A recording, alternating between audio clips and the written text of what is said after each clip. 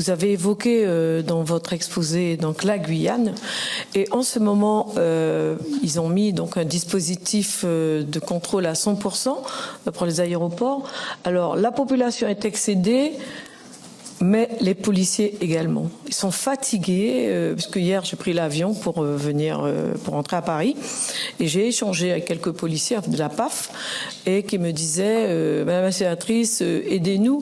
On comprend qu'il faille mettre des moyens pour endiguer ce fléau, parce que chez nous c'est un fléau, et ça touche pas uniquement les jeunes, puisque hier, au départ de Félix Eboué, ils ont empêché 52 passagers de prendre l'avion.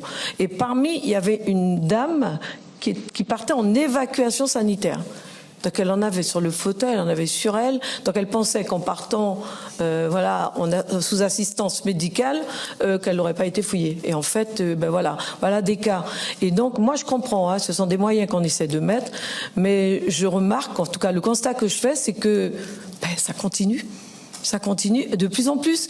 L'autre déplacement que je fais, il y a 82 personnes qui n'ont pas pu prendre l'avion parce que elles portaient ou elles avaient ingéré des ovules, et donc elles partent. Donc ça veut dire que en fait le contrôle à 100% n'arrête pas, puisqu'il y en a quand même. Les gens n'ont pas peur, ils viennent, ils savent que vous rentrez pas dans l'aérogare si la police ne vous pose pas les questions. Quand vous êtes en face de jeunes qui viennent en tongs et à qui on demande mais vous allez où? Je vais à Arcachon. Mais ils ne connaissent pas, ils ne connaissent même pas. Des fois, ils n'ont jamais pris l'avion, ils partent pour la première fois. Mais l'appât du gain des 4 000 € qu'on leur a promis quand ils vont arriver à Orly, les pousse à le faire. C'est vrai qu'on a une grande précarité, une grande pauvreté chez nous, mais enfin, en tout cas, les moyens mis en place ne permettent pas de ralentir. Donc, qu'est-ce qu'il faut faire? Il faut qu'on trouve une solution, parce que c'est pas possible. Nous sommes en Amérique du Sud. Et la production de cocaïne, elle est sur ce territoire. Donc forcément, la Guyane est un transit pour pouvoir amener la cocaïne en France. Donc voilà, moi je suis pour les moyens, je suis pour le contrôle à 100%, je l'avais dit, mais quand je constate que il y a autant, sinon plus, les gens vont, ils partent, ils vont quand même. Et on les arrête, on les empêche de voyager 5 jours.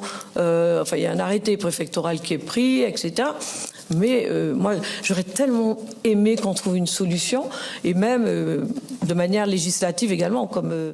Madame la sénatrice, sur la Guyane, je suis heureux de vous entendre dire que 52 passagers ont été empêchés hier. Effectivement, c'est une méthode que le ministre de l'Intérieur et des Outre-mer a souhaité mettre en œuvre, c'est d'empêcher le départ des mules, c'est comme ça qu'on les appelle, avec une stratégie des trafiquants qui est de dire, avant que ce système n'existe, sur un vol, on met 40 mules. On sait que la douane et la police n'auront la capacité d'en traiter au maximum que 5 ou 6. Donc en fait, c'est la part qu'on accepte de perdre pour que 35 réussissent à arriver à destination. Donc la stratégie, effectivement, c'est pénible pour les forces, mais on y a aussi mis les moyens. Mais je pense que l'enjeu est déterminant à la fois pour empêcher que cette cocaïne arrive dans l'Hexagone, mais aussi pour décourager ces pauvres gens qui sont les victimes des trafiquants, les premières victimes de ces trafiquants, pour avoir assisté à une procédure d'embarquement à Cayenne. On voit bien, il y en a qui sont incapables de répondre à la première des questions, qui ont juste un sac plastique pour faire le voyage, et qui portent sur eux les 2, 3, 4 kilos de cocaïne pour arriver à destination.